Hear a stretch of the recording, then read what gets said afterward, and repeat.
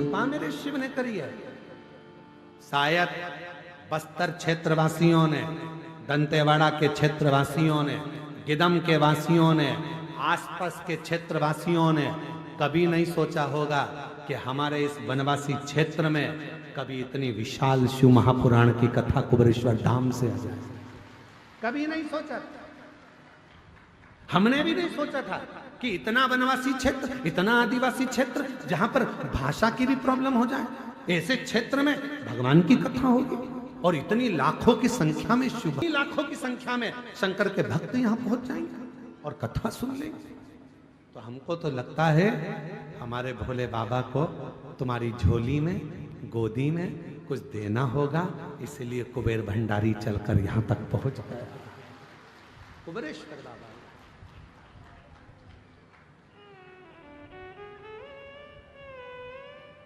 शिव।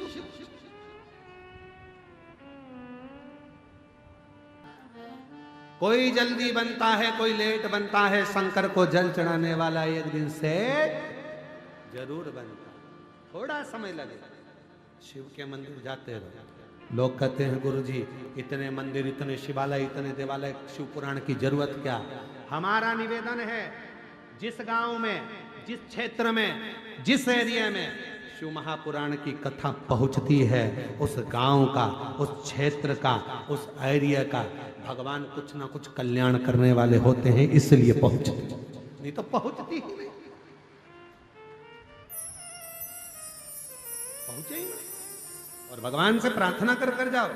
आप लोग जिस जिस गांव से आए हो, जिस जिस नगर से आए हो, जिस जिस शहर से आए हो, प्रार्थना कर जाना, बाबा हमको इस लायक बनाना कि हम भी अपने गांव के लोगों के साथ में मिलकर 8-10 लोग मिल जाएंगे और हमारे शहर में, हमारे नगर में भी हम शिव महापुराण की कथा करवाएंगे। ऐसी कृपा हमारे ऊपर कर। इस लायक बनाना। पैसा कमाना सरल है, पर पुण्य कमाना कठिन है। कमा लो ये पुण्य अपनी जिंदगी में, कुछ अच्छा कर कर चले जाओ, कुछ सतमार्ग बताकर। आज इस कथा के होने से ना जाने कितने वनवासी, आदिवासी जो कभी कुबेरेश्वर धाम नहीं जा पाए, तो मेरा कुबेर भंडारी उनसे मिलने के लिए यहाँ आ गया। इससे बढ़कर और क्या चाहिए? क्या चाहिए?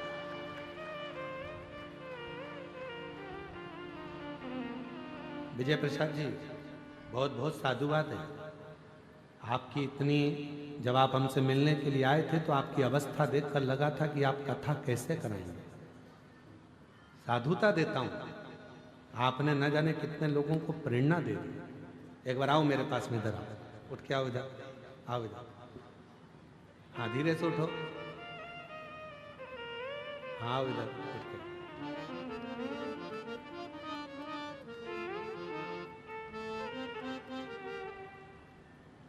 ना जाने कितने लोगों को प्रेरणा दी है बुजुर्ग व्यक्ति ने, कितनों को, कि हिम्मत अगर है तो शिव तुम्हारे साथ कदम से कदम मिलाकर चलता है। ये बुजुर्ग ने प्रेरणा।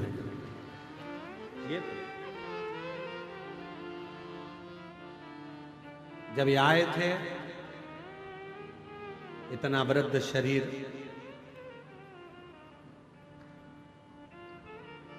एक बात आप लोगों को बताएं, उत्तर दें। सारी कथा समीर जी, आशीष जी और समिति के सदस्य आकाश जी आदि पक्की करते हैं, पर इस कथा को केवल इनकी वृद्ध अवस्था देखकर इस कथा को हमने नक्की करा था कि यह कथा वास्तव में। और इस कथा का इतना ज्यादा लोगों ने कहा वहां कथा करने मत जाना, वहां ऐसा, वहां वैसा, पर हमने भी बाबा से कह दिया था, बाबा एक कथा बस्तर क्षेत्र में ऐसी हो जहां वनवासी, आदिवासी सुनकर अपने जीवन को सार्थक। मैं तिवारी जी आपको बहुत बहुत धन्यवाद। तो इस क्षेत्र के लिए आपने इतना सुंदर सोचा। पूरी समिति इनकी जितनी समिति के सदस्य, एक बार सबके लिए ताली बजा, जोरदार।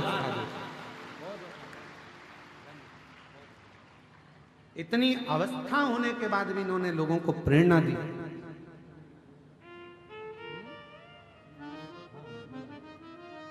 इतनी वृद्ध अवस्था होने के बाद भी आए थे कथा लेने।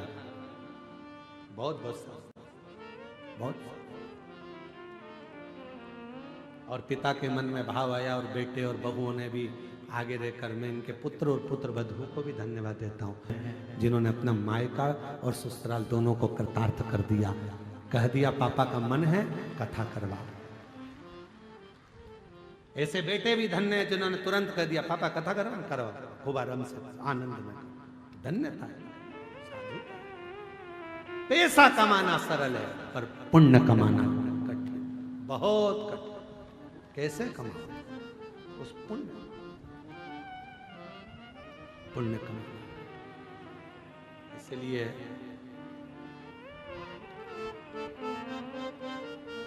बाबा देव अधिदेव महादेव की कथा कहती है। कल कथा में कहा था वक्त और व्यक्ति दोनों को हल्का मत समझो, ना वक्त को ना व्यक्ति।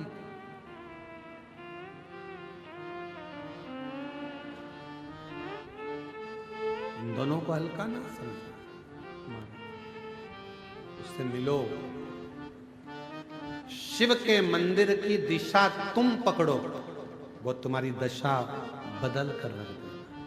शिव नक्सल पर कमांड हुआ, आज पूरा गिदम और दंतेवाड़ा क्षेत्र खुलकर जी रहा है। वक्त बदला, वक्त बदला, समय बदलता, सब कुछ बदलेगा। तुम्हारे पड़ोस में कहीं घूड़ा भी पड़ा है, कचरा पटकते थे, उस कचरे पटकने वाली जगह पर भी बड़ी बड़ी होटल बन जाती है। कभी कभी तुम्हें स्मरण में आता है तो कचरा घर था, कचरा पटकते थे, ऐसी जगह थी वैसी जगह थी, और वहां बिल्डिंग तो नहीं हुई है। वक्त और व्यक्ति, किसी को हल्के में मत लो। छोटे से छोटा व्यक्ति भी है तो उसको प्रणाम करना चालू करो। कब वो अच्छी जगह पर बैठ जाएगा, कब वो बहुत ऊंचे सिंहासन पर बैठ जाएगा, किसी को नहीं मालूम है। कब वक्त पलट जाएगा, किसी को नहीं मालूम है। इसलिए याद रखो, वक्त और व्यक्ति को कभी हल्के में लेकर मत चलो। समझ कर चलना, जो वक्त आज है भगवान की कृपा से अच्छा है, इसी को हम खुश होकर जिएं, कल का इंतजार ना करें।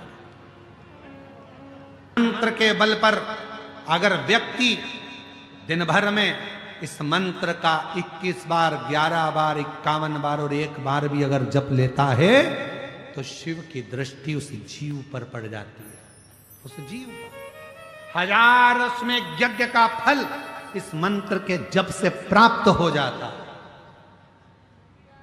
जिसके दरवाजे पर यह मंत्र लिखा रहता है, चिपका रहता है, लगा रहता है, उस घर में दुख भी सोच समझ कर प्रवेश करता है, क्योंकि यह घर शंकर का है, इसके अंदर प्रवेश नहीं कर सकता। श्री शिवाय नमस्तुभ्यं, श्री शिवाय नमस्तुभ्यं, श्री शिवाय नमस्तुभ्यं। इस मंत्र की मूलता है। इसलिए कुबरेश्वर धाम आने वाले जब कंकर शंकर को बीनते हैं, पूजन करते हैं, कंकर शंकर की भूमि पर सोते हैं, कंकर शंकर की भूमि पर रहते हैं, कंकर शंकर की भूमि के बाहर तक नहीं जाते। कई मेरी जीजियां, कई मेरे जीजा, कई मेरी बेटियां, कई मेरे बेटा, कई बुजुर्ग माता पिता ऐसे हैं जो किसी होटल में ठहरना पसंद नहीं करते। कुबरेश्वर धाम में भले कमरा मिले ना मिले, कमरा मिलेगा तो ले लेंगे, नहीं मिलेगा तो हॉल में सो जाएंगे, हॉल में जगह नहीं मिलेगी तो हम रोड पर सो जाएंगे, पर रहेंगे कुबरेश्वर धाम की भूमि पर ही। उस भूमि से बाहर नहीं जाएंगे। हमें रहना कितना, 1 दिन 2 दिन उसकी धरा पर रहेंगे, उसके दरवाजे पर आए, उसकी चौखट पर आए। किसी होटल में जाकर रहने पसंद नहीं करते वो, चाहे कुबरेश्वर धाम के बाहर कितनी भी होटल हो, उसमें रहना ही पसंद नहीं करते। और आपसे भी निवेदन है, बाबा कुबेर भंडारी का आंगन एक बेटी का मायका है। किसी होटल में मत जाओ, आप सीधे कुबरेश्वर धाम की पवित्र धरा में, कुबरेश्वर धाम की भूमि पर, उस कुबरेश्वर धाम की धरा पर आओ। कमरा मिल जाए कुबरेश्वर धाम में तो रहो, नहीं मिले गद्दा लो, कम्बल लो, सब फ्री मिलता है। कुबरेश्वर धाम की पार्किंग भी फ्री है, कुबरेश्वर धाम का भोजन भी फ्री है, कुबरेश्वर धाम की धरा पर रहना, गद्दा कम्बल सब फ्री है। क्यों टेंशन लेना, आराम से अपनी जिंदगी मस्त जी। अलमस्त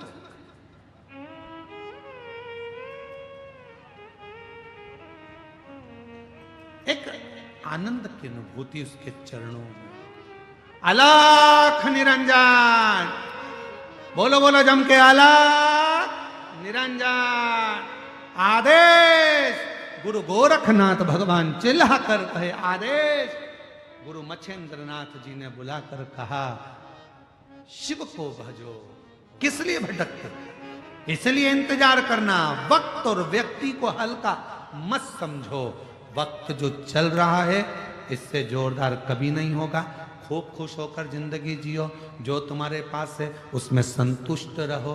दूसरे का धन दौलत देखकर कभी अपना मन मत डोलाओ। दूसरे की सुंदरता देखकर मन ना डोलाओ। दूसरे का वैभव देखकर अपना मन ना डोलाओ। दूसरे की गाड़ी बंगला देखकर मन ना डोलाओ। भगवान से प्रार्थना करो, जो तूने दिया बहुत अच्छा दिया, बस इतना याद रखना प्रभु, सब देना पर साथ में शांति मन की देना और तृप्ति देना कि इस मन को तृप्त कर सके। ये मन की भूख तो बढ़ती चली जाती है। एक कमरे का मकान 2 और बन जाए तो अच्छा, 2 कमरे का हो गया तो अभी भी कह रही 3 कमरे और ऊपर बन जाए तो अच्छा, 3 कमरे मिल गए मालूम पड़े चौथा और बन जाए तो अच्छा। वस्तुओं में सुख ढूंढा, उसमें दुख मिला। कौन सी चीज थी जिसमें सुख मिला तुमको? धोने की मशीन नहीं थी तो मन में झगड़ा कर करके सुनो, कपड़े धोने की मशीन ला दो, वॉशिंग मशीन ला दो, वॉशिंग मशीन ला दो। बेचारा पति गया 9,000 10,000 की वॉशिंग मशीन लाया। अब वॉशिंग मशीन में पाउडर डाल, पानी डाल, कपड़ा डाल, फाटक लगा, बटन दबा, 10 मिनट बाद टेंटे बोले तो फिर कपड़ा उसमें से निकाल, धोने वाले में सूखने वाले में डाल, फिर उधर से निकाल, फिर बाहर ले जाके डाल, आखिरी में वॉशिंग मशीन रख तो पूरी साफ करके रख, नहीं तो जाम हो जाएगी। तो इससे तो भाई अपने अपने कमरे से निकले और पछिट के धो दिए, वही अच्छा था। काय की वॉशिंग मशीन आई, प्राण खा गई आधे से ज्यादा अपने, लाइट खाए, पाना खाए, पाउडर खाए।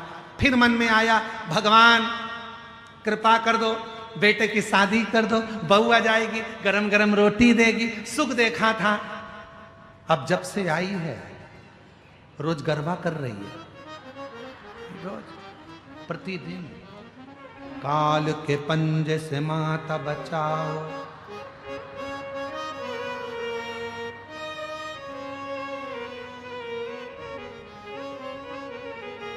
और रोज पहले कह रही थी भगवान बहू दे दो, बस बहू दे दो, गरम रोटी देगी।